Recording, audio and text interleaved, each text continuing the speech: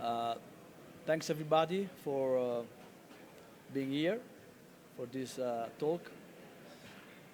Today we're going to talk about the development of measuring tools related to the technique of jet grouting.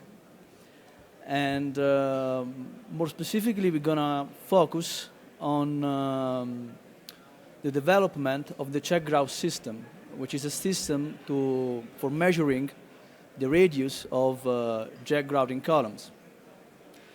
But before we do that, let's have a very quick review of existing methods for controlling the diameter of the jet grouting columns. We can divide them in direct control methods, such as excavation, coring of the jet grouting column, mechanical calipers, and painted rods, and indirect control methods, such as temperature, geophones, sonic waves, electrical resistivity.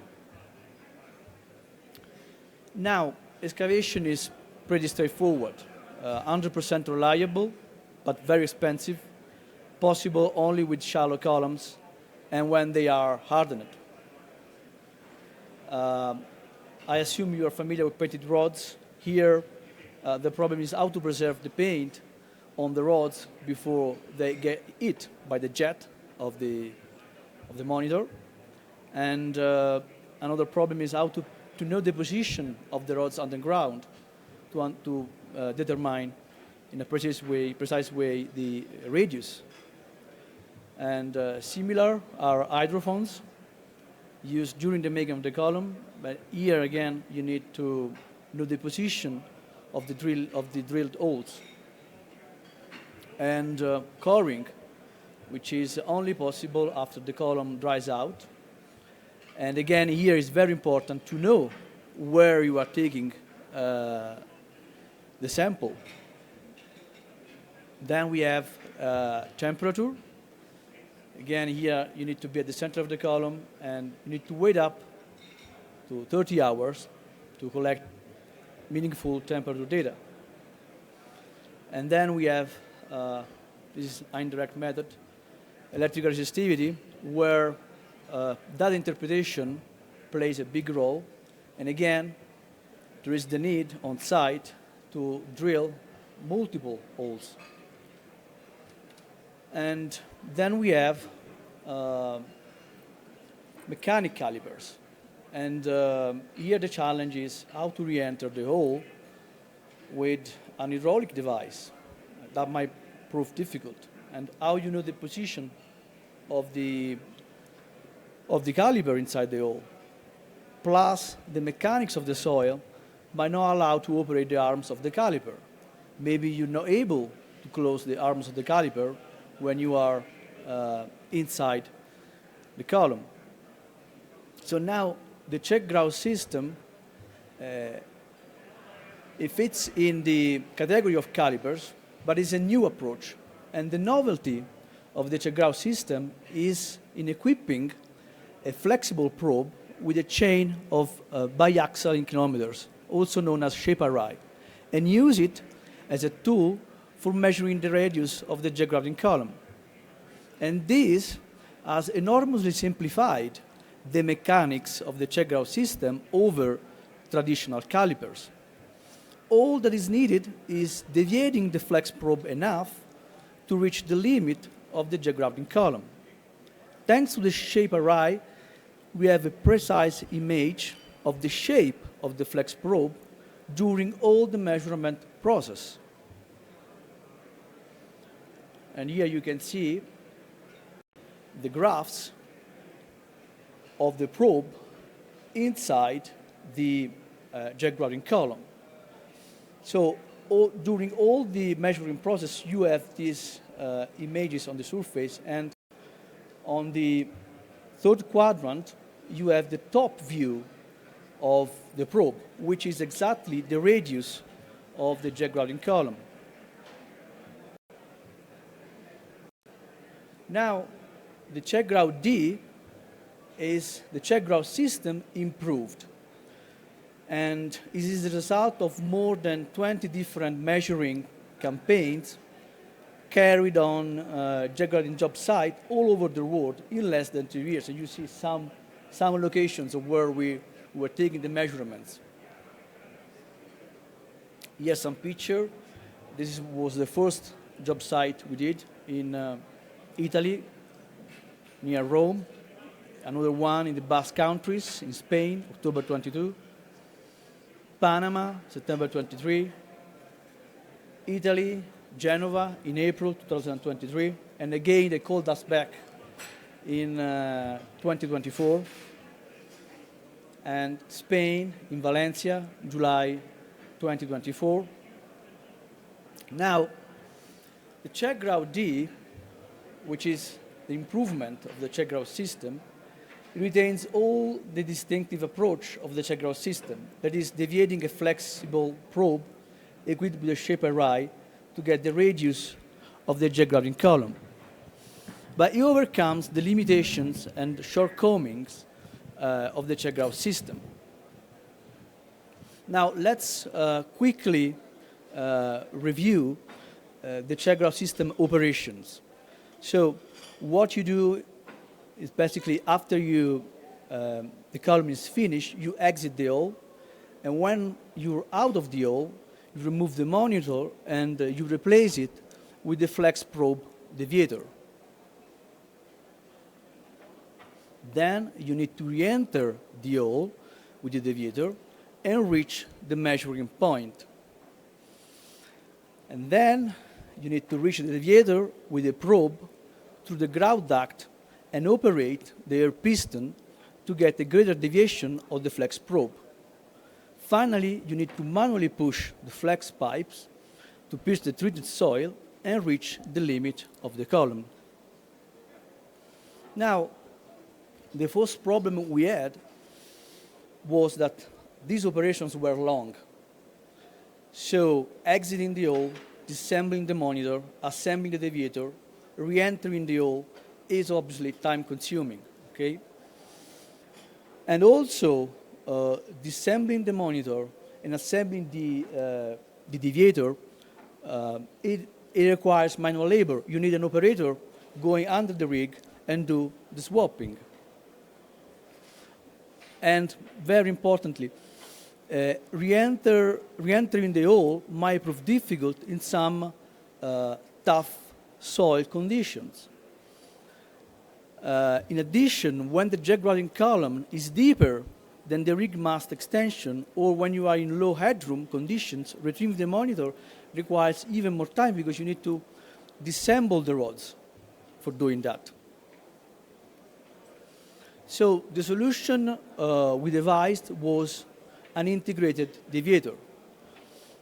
The deviator of the flex probe is now fully integrated with the drill string. And this is possible because water, high pressure grout, and air are deviated and flow around the curved duct of the deviator. The curved duct is closed by a plug, and then you need to fish with a fishing tool to retrieve the plug while the deviator stays down the hole. And once the curved duct of the deviator is open, the flexible probe can be lowered down the grout duct and exit into the fresh column. So, with the check grout D, which is the improvement of the check grout system, now measurements are taken without long operations. No need of monitor deviator swaps, no need of exiting and re-entering the hole. Another problem we had with the check grout was high maintenance.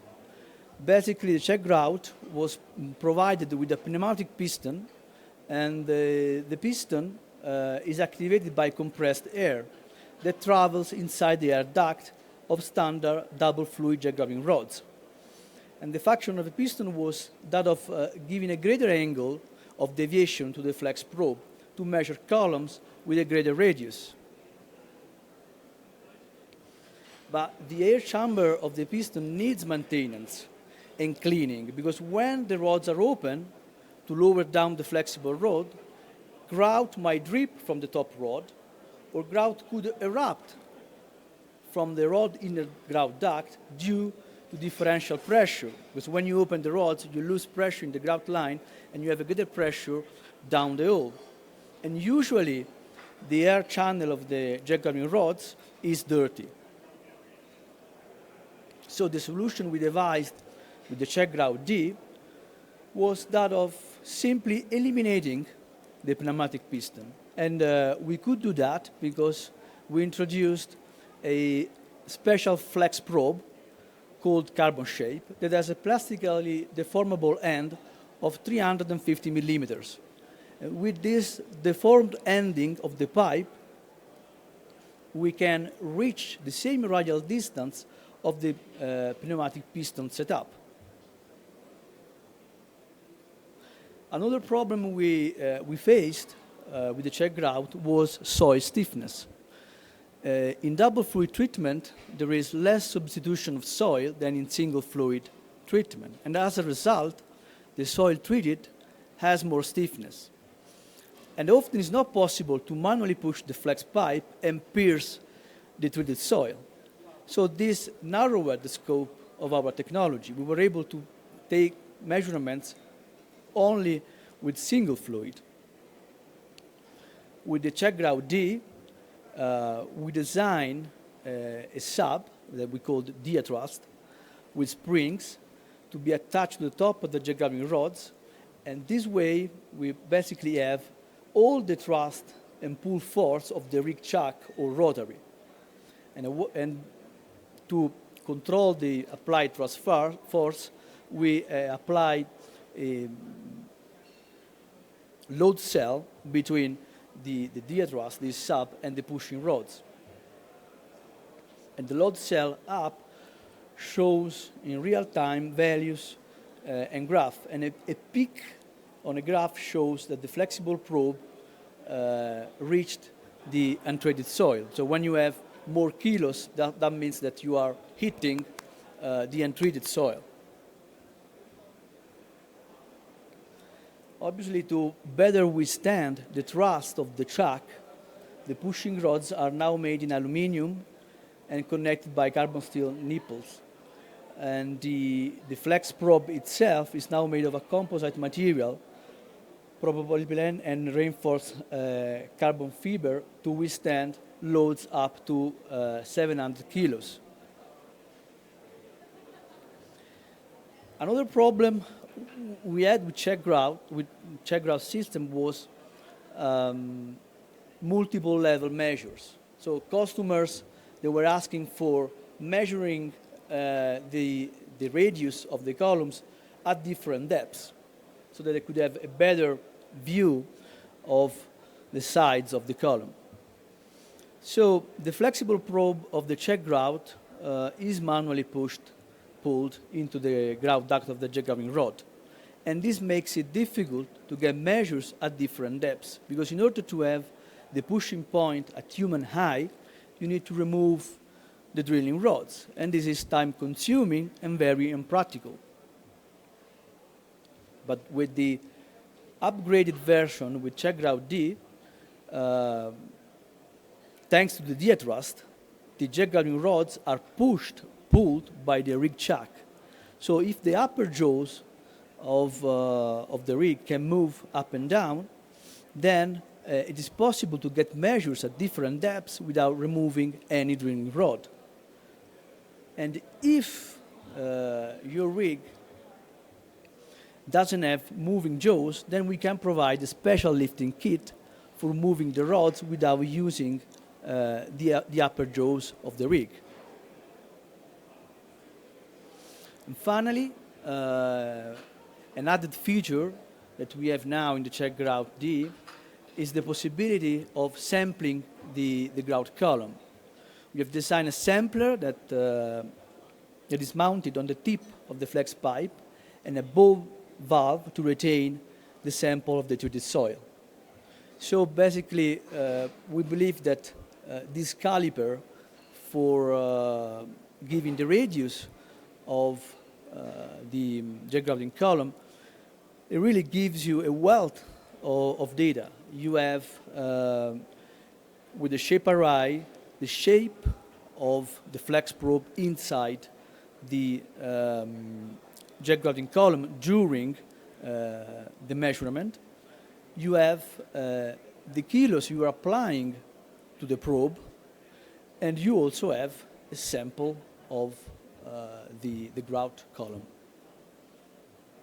Thanks for your attention. And if you have any questions, please go ahead. I'm here. Any doubts?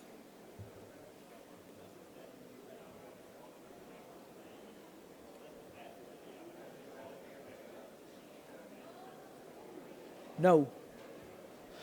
Well, obviously, one of the reasons why we decided to upgrade the check grout system was because when we had the previous version, the one in which you need to swap the monitor and substitute it with the deviator, you had to remove rods, okay? And if you don't do jet grouting in a single shot, let's say that you are doing like 40 meters, 50 meters depth, in that case, for retrieving the monitor, you need to, open the rods, okay? And that takes a lot of time, too much time, and it was really impractical. And it's one of the reasons why we decided to integrate the deviator into the drilling string was just this, to make it faster.